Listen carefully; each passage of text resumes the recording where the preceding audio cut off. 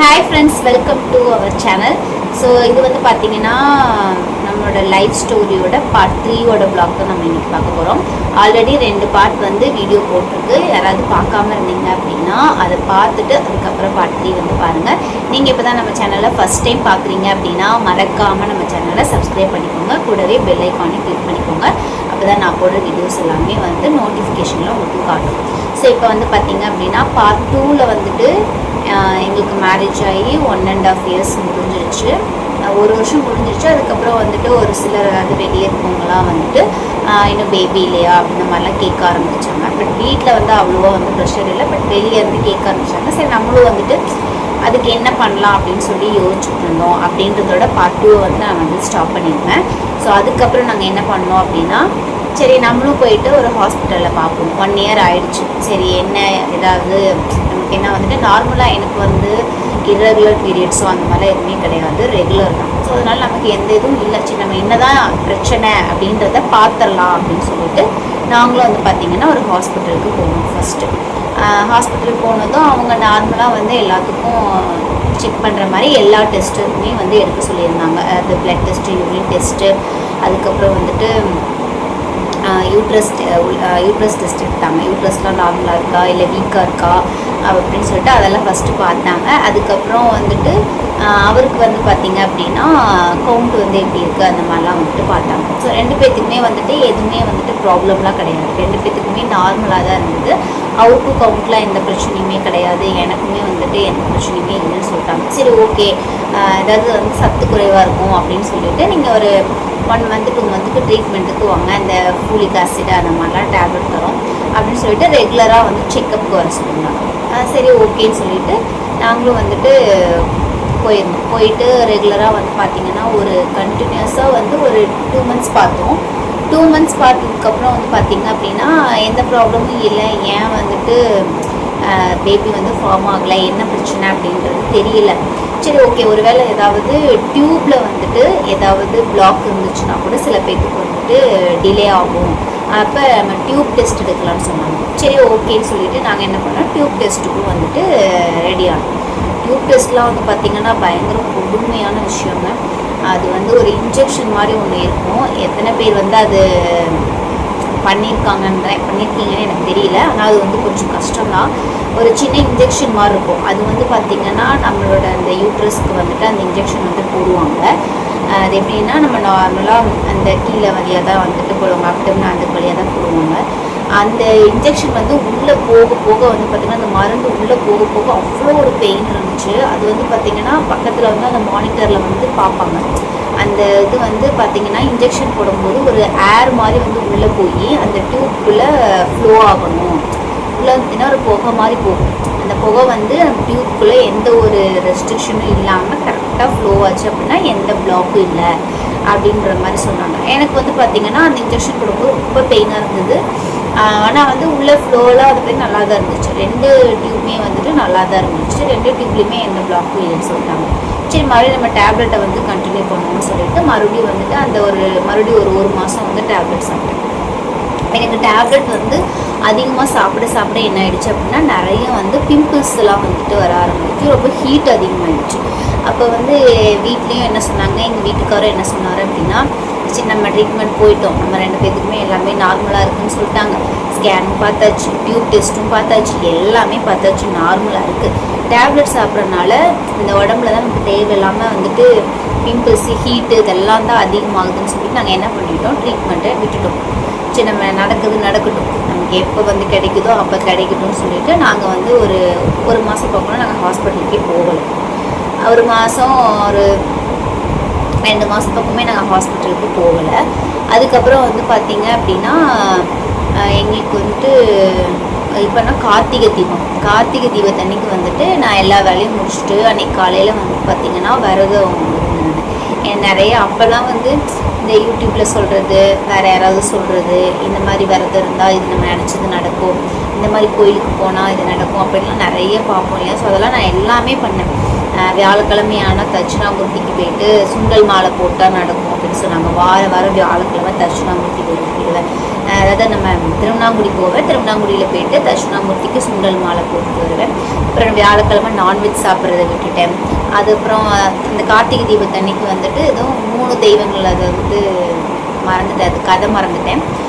அதனால வந்து அன்றைக்கி விரதம் இருந்தால் ரொம்ப நல்லது அப்படின்னு சொன்னாங்கன்னு சொல்லிட்டு காலையிலேருந்து விரதம் இருந்து நான் வந்து பார்த்திங்கன்னா வீட்டில் எல்லா வேலையும் செஞ்சு முடிச்சுட்டு ஈவினிங் வந்து விளக்கெல்லாம் வந்து போட்டேன். விளக்கெல்லாம் போட்டுட்டு ஒரு விளக்கேற்றி சாமியெல்லாம் கும்பிட்டு ஒரு 5 நிமிஷம் இருக்கும். பயங்கரமான ஒரு ஸ்டொமக் பெயின். அந்த மாதிரி ஒரு பெயின் நான் இப்போ வரைக்கும் நான் அனுபவிச்சதே கிடையாது. அவ்வளோ ஒரு பெயின். ஆனால் வந்து நான் இப்போ ஹாஸ்பிட்டலுக்கெல்லாம் போகலை. சரி ஓகே, நமக்கு நார்மலாக ஹீட்டில் தான் அந்த பெயின் இருக்கும் போல இருக்குன்னு சொல்லிட்டு நாங்கள் அதை அசால்ட்டாக விட்டுட்டேன். சரி ஓகேன்னு சொல்லி நம்மளும் வந்துட்டு மறுநாள் காலையில் நைட்டில் ரொம்ப முடியல, அப்புறம் காலையில் நார்மல் ஆகிடுச்சு. சரி ஓகேன்னு சொல்லி நான் அப்படியே அதை வந்து ஸ்கிப் பண்ணிட்டேன். நெக்ஸ்ட் வந்து பார்த்திங்க அப்படின்னா அதுக்கு முன்னாடி அந்த கார்த்திகை தீபத்துக்கு ஒரு 1 வீக்குக்கோ 10 டேஸ்க்கு முன்னாடியோ வந்து பார்த்திங்கன்னா தான் நான் வந்து பீரியட்ஸ் வந்து ஆனேன். அந்த பீரியட்ஸ் அப்போ வந்து பார்த்திங்க அப்படின்னா நார்மலாக எப்பவும் எப்படி இருக்குமோ அதே மாதிரி தான் இருந்தது. அதனால் நாங்கள் அதை பற்றி எதுவுமே யோசிக்கல. அந்த கார்த்திகை தீபத்தப்போ வந்துட்டு அந்த பெயின் ரொம்ப ஜாஸ்தியாக இருந்துச்சு. நான் நெக்ஸ்ட் டே அது வந்து நார்மலாக இருந்ததுனால நான் அதை அப்படியே ஸ்கிப் பண்ணிட்டோம். அதுக்கப்புறம் எங்களுக்கு வெட்டிங் டே வந்துச்சு. வெட்டிங் டேலாம் முடிச்சுட்டு அப்புறம் அந்த மந்த் ஃபுல்லாகவே பார்த்திங்கன்னா அந்த டிசம்பர் மந்த் ஃபுல்லாகவே வந்துட்டு கொஞ்சம் நான் ரொம்ப டயர்டாக நான் ஃபீல் பண்ணேன். ஒரு சாப்பிட பிடிக்காமல் இருந்தது, ரொம்ப டயர்டாக இருந்துச்சு. எந்திரிச்சு வேலை செய்யும்போது ஒரு சுறுசுறுப்பாக நம்ம செய்வோம் இல்லையா, அந்த மாதிரிலாம் எதுவுமே என்னால் பண்ணவே முடியல. சரி ஓகேன்னு சொல்லிவிட்டு நான் என்ன பண்ணேன், அந்த மந்த்து வந்து நார்மலாக நம்ம அந்த டேட்டும் வந்துட்டு எக்ஸ்டெண்ட் ஆச்சு, பீரியட்ஸும் ஆகலை.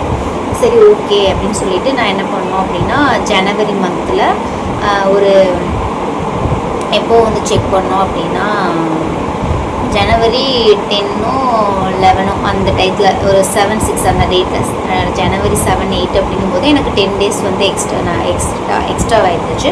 அதனால் சரி 40 டேஸ் தானே சும்மா நம்ம செக் பண்ணி பார்ப்போம். அதுக்கு முன்னாடிலாம் நிறைய டைம் வந்துட்டு டேட் வந்து தள்ளிலாம் நான் ஆகிருக்கேன். அப்போ நான் நிறைய கிட்டெல்லாம் வாங்கி செக் பண்ணியிருக்கேன். ஆனால் வந்துட்டு அந்த டைம் எல்லாமே எதுவுமே இல்லை, எல்லாமே சிங்கிள் லைன் தான் வந்துருக்கும். அதனால் வந்துட்டு சரி நான் 40 டேஸில் பார்க்கலாமா இல்லை மெதுவாக பார்க்கலாமான்னு யோசிச்சுட்டே இருந்தோம். இருந்தாலும் அந்த டயர்ட்னஸ்ஸு, சாப்பிட்றது பிடிக்காமல் இருந்தது, வாமிட்டிங் சென்ஸ் இதெல்லாம் இருக்கும். சரி ஓகே நம்ம வந்து இந்த டைம் செக் பண்ணி பார்ப்போம் அப்படின்னு சொல்லிட்டு நான் அந்த 40 டேஸ்லேயே பார்த்துட்டேன். மற்ற மந்தில் கூட எனக்கு கொஞ்சம் டவுட்டில் இருந்துச்சு. அந்த மந்த்து கொஞ்சம் டயர்ட்னஸ் அதிகமானதுனால சரி பார்ப்போம் அப்படின்னு சொல்லி நானும் வந்துட்டு பார்க்கலான்னு சொல்லி இவரை நைட்டே வாங்கிட்டு வர சொல்லிட்டு காலையில் ஃபஸ்ட் யூரினில் பார்த்தோன்னையும் 2 கோடு வந்தது. ரொம்ப ஹாப்பியாக இருந்துச்சு. ஏன்னா நமக்கு கரெக்டாக வந்து அந்த வெட்டிங் டே முடியும்போது எனக்கு 2 இயர்ஸ் கம்ப்ளீட் ஆகிடுச்சு. அந்த 2 இயர்ஸ் கம்ப்ளீட் ஆனதுக்கப்புறம் நமக்கு வந்து அந்த 2 லைன் பார்க்கும்போது அதை அனுபவிச்சும்போது தான் தெரியும் அது எவ்வளோ ஹாப்பியாக இருக்கும்னு சொல்லிட்டு அப்புறம் ஃபஸ்ட்டு எங்கள் அம்மாவுக்கு கால் பண்ணி சொன்னேன். அப்புறம் எங்கள் வீட்டில் எங்கள் அத்தைக்கு, எங்கள் அண்ணிக்கு, அவங்களுக்குலாம் கால் பண்ணி சொன்னேன். அப்புறம் மற்றவங்களுக்குலாம் வந்துட்டு பொறுமையாக சொல்லிக்கலாம், நம்ம போய் ஹாஸ்பிட்டலில் செக் பண்ணிவிட்டு கன்ஃபார்ம் பண்ணிவிட்டு அதுக்கப்புறமா வந்துட்டு மற்றவங்களுக்குலாம் சொல்லிக்கலாம். 40 டேஸ் தானே ஆகிருக்கு அந்த மாதிரிலாம் சொல்லுவாங்க இல்லையா, 3 மாதம் முடியணும் அப்படின்லாம் சொல்லுவோம்ல. அதனால் மற்றவங்களுக்குலாம் அப்புறம் சொல்லலாம்னு சொல்லிட்டு அன்னைக்கு வந்துட்டு செக்கப்புக்கு போகலான்னு சொல்லிட்டு நாங்கள் வந்து ரெடி ஆகிடுவோம். சரி காலையில் தான் பார்த்தோம், சரி ஈவினிங் போகலாம் அப்படின்னு சொல்லிட்டு நம்ம ஈவினிங் போய்க்கலான்னு விட்டுட்டோம். ஈவினிங் வந்து பார்த்திங்கன்னா நாங்கள் ஒரு ஹாஸ்பிட்டல் செக்கப் ஃபஸ்ட்டு வந்து ஒரு 6 மாதம் வந்து செக்கப் போகணும்னு சொன்னோம் இல்லையா. ஸோ அங்கே போகலான்றது மாதிரி யோசிச்சுட்டு இருந்தோம். அப்புறம் நிறையா பேர் வந்து இன்னொரு ஹாஸ்பிட்டல் வந்து சஜஸ்ட் பண்ணாங்க, அங்கே போய் பாருங்கள் அப்படின்ற மாதிரி. அப்புறம் இவங்களும் சரி அங்கே இங்கே நம்ம செக்கப் போகணும், நமக்கு வந்து பேபி ஃபார்ம் ஆகலை, இது நார்மலாக நம்ம செக்கப்பை விட்டுட்டோம், ஒரு 2-3 மாதம் கழிச்சு இது நார்மலாக அதுவே வந்துட்டு கன்ஃபார்ம் ஆச்சு. அதனால் நம்ம சரி வேறு ஹாஸ்பிட்டல் போகலான்ற மாதிரி எல்லோரும் சொன்னாங்க. அதனால் சரின்னு சொல்லிட்டு நாங்கள் வேறு ஹாஸ்பிட்டல் போயிட்டு அந்த கன்ஃபார்ம் பண்ணுறதுக்காக போனோம். ஆனால் எனக்குள்ளே ஒரு சின்ன உறுத்தல் இருந்துச்சு, நம்ம ஏன் ஃபஸ்ட்டு பார்த்த பக்கமே பார்க்கக்கூடாது அப்படின்னு. சரி எல்லோரும் அப்போ வந்து நம்ம எதுவும் நம்ம வந்துட்டு அது இதுன்னு பேச வேணாம்னு சொல்லிட்டு சரி நம்ம இந்த ஹாஸ்பிட்டலுக்கே போகலான்னு சொல்லுவோம். நம்ம வந்துட்டு இன்னொரு ஹாஸ்பிட்டல் சொன்னோங்க. ஸோ அந்த ஹாஸ்பிட்டலுக்கு போயிட்டோம். அங்கே போயிட்டு அவங்களும் நார்மலாக அந்த யூரின் செக்அப் பண்ணிவிட்டு கன்ஃபார்ம் பண்ணாங்க. கன்ஃபார்ம் பண்ணிட்டு டேப்லெட் இதெல்லாமே வந்து பார்த்திங்கன்னா எழுதிலாம் கொடுத்துட்டாங்க. நாங்களும் அதை செக்கப் முடிச்சுட்டு வீட்டுக்கு வந்துட்டோம். டேப்லெட் கொடுத்தாங்க. ஒரு 2-3 டேஸ் வந்து ஓகேவா, நான் ஒரு 1 வீக் பக்கம் நார்மலாக தான் இருந்துச்சு. டேப்லெட்லாம் போட்டுட்டு கொஞ்சம் கேர்ஃபுல்லாக இருக்கணும் அப்படின்ற மாதிரி அதிகமாக வேலையெல்லாம் செய்யாமல் இருந்தோம். அப்புறம் வந்து பொங்கல் டைமில் பொங்கல் முடிஞ்சிருச்சு. பொங்கல் டைமில் என் தங்கச்சி வந்து வீட்டுக்கு வந்திருந்தான். பார்த்திங்கன்னா அவளுக்கு மேரேஜ்லாம் பண்ணலை. நான் வந்து இந்த மாதிரி கன்சீவாக இருக்கனால வீட்டில் பொங்கல் வைக்கக்கூடாதுன்னு சொன்னனால என் தங்கச்சி வந்து அங்கே வீட்டில் பொள்ளாச்சியிலேருந்து என்னை பார்க்கறதுக்காக வந்துட்டு எங்கள் வீட்டில் 2 நாள், அவளுக்கு 2 நாள் லீவு, அதனால் என் கூட ஸ்டே பண்ணலான்னு சொல்லிட்டு இங்கே வந்திருந்தேன் பழனிக்கு. அப்போ வந்து பார்த்திங்கன்னா அந்த நைட்டு வந்து ஒரு நாள் தூங்கிட்டு இருந்தேன். திடீர்னு வந்து பார்த்திங்கன்னா லைட்டாக சுருக்குன்னு அந்த வயிறு வந்து பெயின் ஆக ஆரம்பிச்சிச்சு. சரி, நார்மலாக இந்த மாதிரி டயத்துலலாம் பெயின் வருது அப்படின்னாலே கொஞ்சம் சூடு ஹீட்டு அப்படின்னு சொல்லிட்டு வெந்தயம் போட்டு குடிப்பாங்க, அந்த மாதிரிலாம் பண்ணுவோம் இல்லையா. ஸோ அது மாதிரி நானும் வந்து பார்த்திங்கன்னா வெந்தயம்லாம் வச்சு எங்கள் மாமா சுடு தண்ணிலாம் வச்சு வெந்தயம்லாம் போட்டு எல்லாம் கொடுத்தாரு. ஆனாலும் என்னால் வந்து அந்த பெயினை வந்து ஒரு மாதிரி டாலரேட் பண்ணிக்கவே முடியல, தாங்கவும் முடியல. நைட்டில் தூங்கவும் இல்லை, ரொம்ப நேரமாக முடிச்சுக்கிட்டே இருந்தேன். காலையில் எழுந்திரிச்சு பார்த்திங்க அப்படின்னா சுத்தமாகவே என்னால் முடியல. அந்த என்ன ஆயிடுச்சு அப்படின்னா அந்த ஸ்டொமக் பெயின் வந்து அடுத்து கொஞ்சம் எக்ஸ்ட்ராவாக என்ன ஆயிடுச்சுன்னா எது சாப்பிட்டாலும், ஒரு தண்ணி குடித்தாலும் வாமிட் பண்ண ஆரம்பிச்சிட்டேன். ஒரு திரும்ப ஒரு வாய் சாப்பாடு போட்டாலும் வாமிட் பண்ண ஆரம்பிச்சிட்டேன். இந்த மாதிரி வாமிட் வந்து மாறி மாறி எடுத்துக்கிட்டே இருந்து ரொம்ப டயர்ட் ஆகிட்டேன், டீஹைட்ரேட்டாக ஆகிட்டேன். என்னால் தண்ணி சுத்தமாகவே இல்லை. அப்புறம் என்ன பண்ணாங்க, இப்போ எங்கள் அம்மாவும் வந்திருந்தாங்க, எல்லோரும் வந்திருந்தவும் சரி என்ன பண்ணிட்டோம், ஹாஸ்பிட்டல் போய் பார்ப்போம். வாமிட்டிங் வந்து கண்ட்ரோலே இல்லாமல் வருதில்ல. சில பேர் வந்து சொன்னாங்க வாமிட் வந்து சில பேருக்கு இப்படி தான் இருக்கும், கண்ட்ரோலே இல்லாமல் வரும், கொஞ்சம் அவங்களுக்கு டிப்ஸ் போட்டால் சரியாயிடும், அந்த மாதிரிலாம் சொல்லவும் சரின்னு சொல்லிட்டு மறுபடியும் அந்த ஹாஸ்பிட்டலுக்கு போனோம்.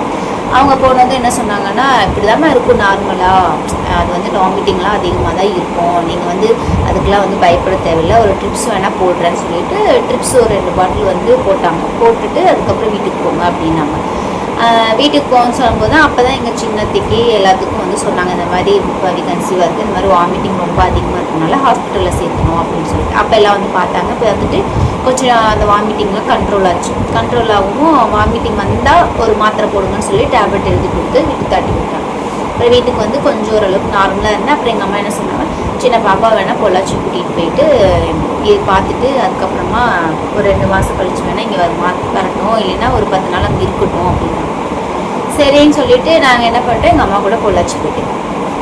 பொள்ளாச்சி போயுமே வந்து பார்த்திங்க அப்படின்னா நார்மலாக என்னால் இருக்கவே முடியல. ஆக்சுவலாக என்னோடய உடம்பு ஃபிசிக்கலாக வந்து பார்த்திங்க அப்படின்னா உள்ளே வந்து ஏதோ எனக்கு ஒரு டிஸ்டர்பன்ஸ் இருந்துக்கிட்டே இருந்தது. நான் என்ன நினச்சிட்டேன் அப்படின்னா, எல்லாருமே என்ன சொன்னாங்கன்னா, ஒரு மாதிரி உடம்பு அப்படி தான் இருக்கும், நமக்கு ஒரு கம்ஃபர்டபுள் இருக்காது அப்படின்ற மாதிரியே தான் சொன்னாங்க.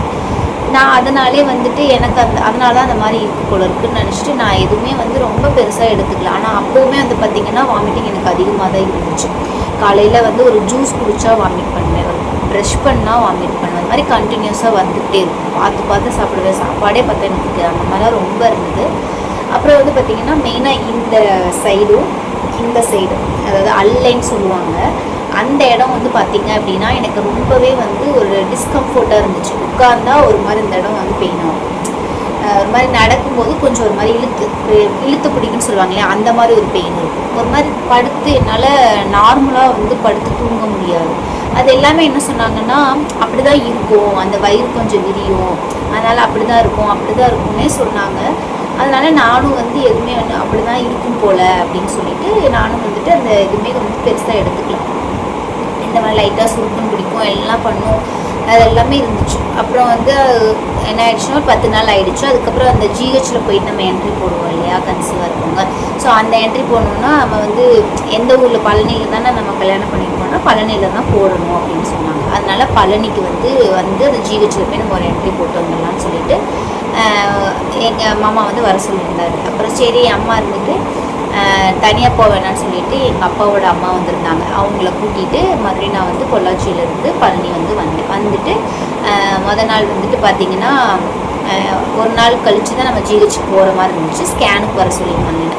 ஸ்கேனுக்கு வந்துட்டு போயிருந்தோம். ஸ்கேன் வந்து 50 நாள் ஆச்சுன்னு சொல்லிட்டு அப்போ ஸ்கேன் எடுத்துருந்தோம். 50 நாளோ 55 நாளோ ஆகிடுச்சின்னு சொல்லி அந்த ஸ்கேன் வந்து பண்ணிட்டு வரணும்னு சொல்லியிருந்தாங்க. சரி ஓகேன்னு சொல்லி நாங்கள் ஸ்கேன் பண்ணிட்டு போயிருந்தோம்.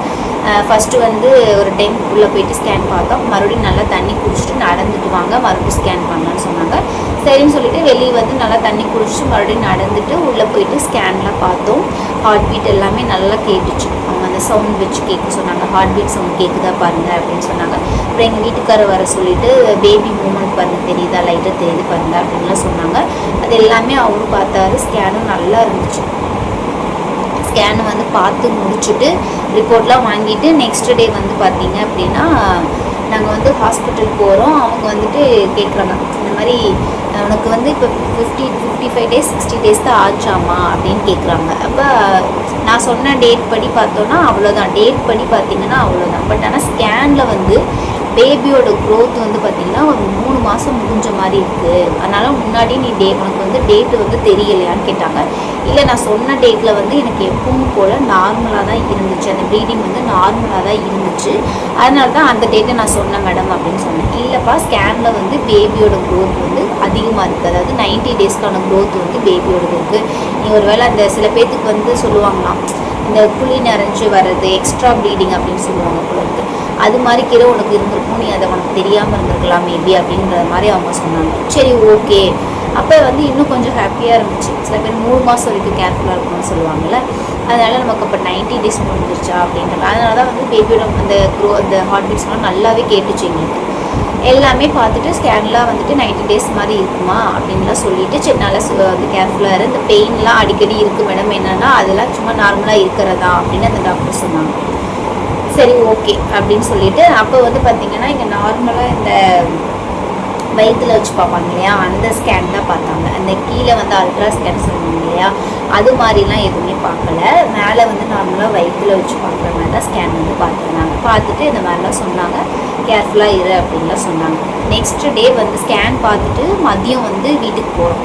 ஸ்கேன்லாம் பார்த்து டாக்டர்கிட்ட காமிச்சிட்டு மதியம் வீட்டுக்கு வந்து நாங்கள் போயிட்டோம். மதியம் வீட்டுக்கு போயிட்டு நெக்ஸ்ட் டே வந்து ஜிஹெச்சில் போயிட்டு நம்ம அந்த என்ட்ரி போட்டுட்டு 2 பேருக்கும் செக்கப்லாம் பண்ண சொல்லுவாங்களே ஜிஹெச்சில், அந்த இது பார்த்துக்கலான்னு சொல்லிட்டு வீட்டுக்கு போயிட்டோம். வீட்டுக்கு போயிட்டு எங்கள் அத்தை வந்து எனக்கு சாப்பாடு செஞ்சு கொடுத்து விட்டுட்டாங்க, நான் வந்து செய்யலை. அப்புறம் எங்கள் அத்தை வந்து புளிக்குழம்பு வச்சு முட்டையெல்லாம் வேக வச்சு எல்லாம் கொடுத்துட்டாங்க. கொண்டு வந்து எங்கள் கொழுந்தனார் தான் வீட்டில், ஏன்னா அப்போ தான் எங்கள் மாமா வந்து ஸ்கேன் பார்த்து ரிப்போர்ட்லாம் காமிச்சிட்டு என்னை கொண்டு வந்து வீட்டில் விட்டுட்டு ஒரு மாதுளம்பழம் ஜூஸ் வாங்கி கொடுத்துட்டு நான் அதை குடிச்சிட்டு அவர் வந்து வெளியே திண்டுக்கல் போகிற வேலை இருக்குதுன்னு சொல்லிட்டு அவர் திண்டுக்கல் கிளம்பிட்டார். எங்கள் கொழுந்தனார் வந்து எனக்கு வீட்டில் சாப்பாடு கொடுத்துட்டு நானே எங்கள் பாட்டி எங்கள் அப்பாவோட அம்மா 2 பேர் தான் இருக்கோம்.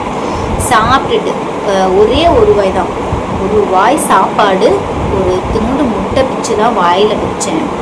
அதுக்கப்புறம் பார்த்திங்கன்னா என்னால் கண்ட்ரோல் பண்ண முடியல, கண்ணு திறக்க முடியல, எதுவுமே பண்ண முடியாத அளவுக்கு எனக்கு வந்து அந்த ஸ்டொமக் பெயின் ரொம்ப தாங்கவே முடியாத ஸ்டொமக் பெயின் வந்து பயங்கரமாயிடுச்சு. பயங்கரமாகி நான் என்னால் என்ன பண்ணுறதுன்னா, என்னால் உட்கார முடியல, படுக்க முடியல, ஒரு மாதிரி ரொம்ப வீட்டுக்குள்ளேயே ஒரு மாதிரி உருளக்கூடாதுன்ற ஒரு கான்சியஸ் வேறு இதுக்கு இருக்குது. கன்சீவாக இருக்கும், பாப்பா வயிற்றில் இருக்குது அப்படின்னு உருளக்கூடாதுன்னா என்னால் முடியல. படுத்துட்டு இப்படி லைட்டானு பெறல்றேன். என்னால் சத்தியமாக கண்ட்ரோலே பண்ண முடியாத அளவுக்கு ஒரு பெயின். இந்த மாதிரி ஒரு பெயினை வந்து யாருமே வந்து சீரியஸாகவே வந்து சொல்கிறேன் அனுபவிக்கவே கூடாது. அப்படி ஒரு பெயின் வந்து நான் அனுபவிச்சிருக்கேன். அந்த பெயின் சொல்லவும் முடியல, என்ன சொல்கிறது ஏது சொல்கிறது எனக்கு எதுவுமே தெரியல. கடைசியில் என்ன பண்ணுறேன்னா அம்மா பொள்ளாச்சியில் இருக்காங்க, மாமா அப்போ தான் வந்து திண்டுக்கல் கிளம்பி போகிறாரு, எங்கள் பாட்டி மட்டும்தான் இருக்காங்க, என்ன பண்ண தெரியல. அப்புறம் வேகமாக வந்து என்ன பண்ணேன்னா அப்போ தான் எங்கள் அண்ணி என்னை விட்டுட்டு வீட்டுக்கு போகிறாங்க. அப்புறம் உடனே எங்கள் அண்ணிக்கு ஃபோன் பண்ணிட்டேன், என்னால் முடியலங்க நீ சுத்தமாகவே முடியல, என்னால் உட்கார முடியல, படுக்க முடியல, நீங்கள் வாங்க அப்படின்னு சொல்லிட்டு ஃபோனை வச்சுட்டு எனக்கு என்ன பண்ணுறதுன்னு தெரியல, அழுகிறேன், பெயினில் தாங்க முடியாமல் அழுகிறேன். அப்புறம் சரின்னு சொல்லிவிட்டு ஆக்சுவலாக வந்து எனக்கு வீடியோவில் அழுகிறதுலாம் இஷ்டமே கிடையாது, என்னையும் கண்ட்ரோல் பண்ண முடியாமல் அந்த லைட்டாக கண்ணி வந்தால் தப்பாக நினச்சிக்காதீங்க. இதுக்கப்புறமும் நான் சொல்கிறதுல வந்து நான் அழுகவே மாட்டேன். சப்போஸ் அழுக வந்துச்சாலும் வீடியோ நான் பாஸ் பண்ணிடுவேன். அதுக்கப்புறம் வந்தாங்க, வந்துட்டு என்னால் எந்திரிக்க முடியல, நடக்க முடியல, எதுவுமே பண்ண முடியல. அப்புறம் எங்கள் ஆட்டோக்கார் வந்திருந்தார், ஆட்டோவை தான் கூட்டிகிட்டு வந்திருந்தாங்க எங்கள் அண்ணி. நான் சுத்தமாக முடியலன்னு சொல்லுவோம், ஆட்டோவோடு தான் வந்தாங்க.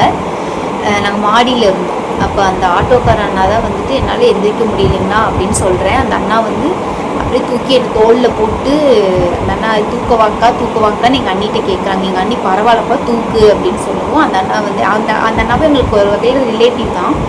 அப்புறம் தூக்குவாங்க தூக்குப்பா, அப்புறம் என்ன பண்ணுறது அப்படின்னு சொல்லிட்டு அந்த அண்ணா தூக்கி தோளில் போட்டு ஆட்டோவில் கொண்டு வந்து என்னை உட்கார வச்சு ஹாஸ்பிட்டலில் கொண்டு வந்து சேர்த்துனாங்க. சேர்த்திட்டு அன்னைக்கு வந்து நம்ம வந்து டாக்டர் வந்து ஆக்சுவலாக வந்து இது டாக்டர் மேலே தப்பு சொல்கிறதா இல்லை நான் போன ஹாஸ்பிட்டல் தப்பா ஆக்சுவலாக எதுவுமே எனக்கு தெரியல. போனேன், அங்கே போனால் அந்த டாக்டர் வந்து என்ன சொல்லணும்னா உடனே ஒரு ஸ்கேன் பண்ணியிருக்கணும். ஆக்சுவலாக அவ்வளோ பெயினில் போகிறேன், என்னால் உட்கார முடியல, எதுவும் பண்ண முடியலன்னு சொல்கிறேன், ஒரு ஸ்கேன் பண்ணியிருக்கணும், பண்ணலை. இது இப்படி தாங்க பெயின் இருக்கும், உனக்கு என்ன சும்மா ஹாஸ்பிட்டல் பாரு, நான் வந்து அடிக்கடி பெயின் இருக்குன்னு சொல்லி ஒரு 2-3 டைம் போயிட்டு வந்தேன் ஹாஸ்பிட்டலுக்கு. ஏன்னா சும்மா நீ வர, இப்படி தான் இருக்கும், மாசமாக இருந்தால் பெயின் வரதான் செய்யும், நீ பாடு கொஸ்குன்னு வந்துக்கிட்டே இருக்க அப்படின்னு சொல்லி எனக்கு திட்டினாங்க. என்னால் அந்த பெயினில் நான் என்ன சொல்ல முடியல மேடம் அப்படின்னு மட்டும்தான் நான் சொன்னேன். அப்புறம் அட்மிட் பண்ணாங்க. அட்மிட் பண்ணி மத்தியானம் கிட்டத்தட்ட ஒரு 2 மணிக்கு என்னமோ நான் ஹாஸ்பிட்டல் போயிருக்கேன். ஹாஸ்பிட்டல் போயிட்டு அட்மிட் பண்ணாங்க. குளுக்கோஸ் மட்டும்தான் இறங்குச்சு, அதில் ஊசி போட்டாங்க. அந்த பெயின் மட்டும் கொஞ்சம் கண்ட்ரோல் ஆன மாதிரி இருந்துச்சு. மற்றபடி என்னால் சாப்பிட முடியலன்னு கூட அப்புறம் எங்கள் அம்மா கால் பண்ணிட்டு எங்கள் அம்மா வரேன்னு சொல்லிட்டாங்க. எங்கள் அம்மா வர்றதுக்கு ஈவினிங் ஆகிடுச்சு. ஈவினிங் ஒரு 5 மணி 6 மணி ஆகிடுச்சு. அதுக்கப்புறம் எங்கள் மாமாவுக்கு வந்து இன்ஃபர்மேஷன் சொல்லலை. இந்த மாதிரி நார்மலாக வீட்டில் இருக்கிற மாதிரியே மெயின்டைன் பண்ணி சாயங்காலம் 5 மணிக்கு மேலே வேலையெல்லாம் முடிஞ்சிச்சு சொன்னதுக்கப்புறமா இந்த மாதிரி ஹாஸ்பிட்டலில் சேர்த்திருக்குன்னு சொன்னதும் அதுக்கப்புறம் அவரும் வந்தார். சாயங்காலம் கொஞ்சம் இதாகவும் இவங்கெல்லாம் எங்கள் அத்தை எங்கள் அண்ணி எல்லோரும் வீட்டுக்கு போயிட்டாங்க. அப்புறம் என் மாமாவையும் நைட்டு வந்து வீட்டுக்கு போகாம டிஸ்சார்ஜ் பண்ணிக்கலாம் அப்படின்னு சொன்னாங்க. நான் தான் என்ன சொன்னேன், இல்லை எனக்கு இன்னுமே லைட்டாக ஒரு டிஸ்கம்ஃபர்ட் இருக்குது, நான் நைட்டு இருந்துட்டு காலையில் நான் போகிறேன் வீட்டுக்குன்னு சொல்லிவிட்டு நான் போகலைன்னு சொல்லிட்டாங்க. அந்த அம்மா கிளம்புங்கிறாங்க. எனக்கு ஒரு கம்ஃபர்ட்டே இல்லை, நான் சொல்கிறேன் என்னால் முடியல மேடம்னு சொல்கிறேன். ஆக்சுவலாக அந்த அம்மா அப்போவே என்னால் பார்க்க முடியாது, நீ வேறு ஹாஸ்பிட்டலுக்கு போகுமான்னு சொல்லியிருந்தப்போ நான் வேறு பக்கம் போயிருப்பேன். இல்லை இப்படித்தான் இருக்குன்னு டாக்டரே சொல்லும்போது நம்ம என்ன பேச முடியும், அதனால் நான் காலையில் போகிறேன்னு சொல்லிட்டேன். அப்புறம் எங்கள் மாமாவே வீட்டுக்கு அனுப்பிச்சிட்டாங்க. எங்கள் அம்மா, நான், எங்கள் அப்பாவோட அம்மா சொன்னீங்க பாட்டி 3 பேர் தான் இருந்தோம் ஹாஸ்பிட்டலில். அதுக்கப்புறம் இதை நான் ஏன் ஸ்டாப் பண்ணுறேன் அப்படின்னா வீடியோ ரொம்ப லென்த்தாக போயிடும் அப்படின்றனால நான் இப்போ ஸ்டாப் பண்ணுறேன். அதுக்கப்புறம் என்ன நடந்துச்சு, எனக்கு என்ன ஆச்சு, பேபி சேஃபாக இருந்துச்சா, எங்களுக்கு பேபி பிறந்துச்சா பிறக்கலையா, என்ன ஆச்சு அப்படின்றது எல்லாமே நான் அடுத்த வீடியோவில் சொல்கிறேன். ஏன்னா ரொம்ப லென்த்தாக போயிடும் வீடியோ, அதனால நான் ஸ்டாப் பண்ணுறேன். மற்றபடி வேறு எதுக்காகவும் நான் ஸ்டாப் பண்ணல. இந்த வீடியோ பார்த்துட்டு உங்களோட நீங்கள் இந்த மாதிரி ஏதாவது எக்ஸ்பீரியன்ஸ் பண்ணியிருக்கீங்க அப்படின்னா நான் இந்த வீடியோவில் சொல்லிக்கிற ஒரே விஷயம், எதுவாக இருந்தாலும் உடனே ஒரு நல்ல ஹாஸ்பிட்டலாக பாருங்கள். அந்த டாக்டர் என்ன சொன்னாலும் இன்னொரு டாக்டரோட ஒப்பீனியனுக்கு தாராளமாக தயங்காமல் போயிடுங்க. ஒரே ஹாஸ்பிட்டலில் தயவு செஞ்சு பார்க்காதீங்கன்றது என்னோடது. இன்னொன்று கன்சீவாக இருக்க எல்லா லேடிஸ்க்குமே ஒரு சின்னதாக ஒரு டிஸ்கம்ஃபர்ட் வந்தாலுமே தயவு செஞ்சு உடனே ஹாஸ்பிட்டலில் பாருங்கள். அது மட்டும்தான் என்னோடய சஜஷனாக இருக்கும். ஸோ இந்த வீடியோ வந்து இதோட ஸ்டாப் பண்ணிக்கிறேன். மீதியை வந்து பார்த்திங்க அப்படின்னா அடுத்த வீடியோவில் நான் கண்டினியூ பண்ணுறேன். பார்த்துட்டு உங்களோட ஒப்பீனியனை நீங்கள் ஷேர் பண்ணுங்கள்.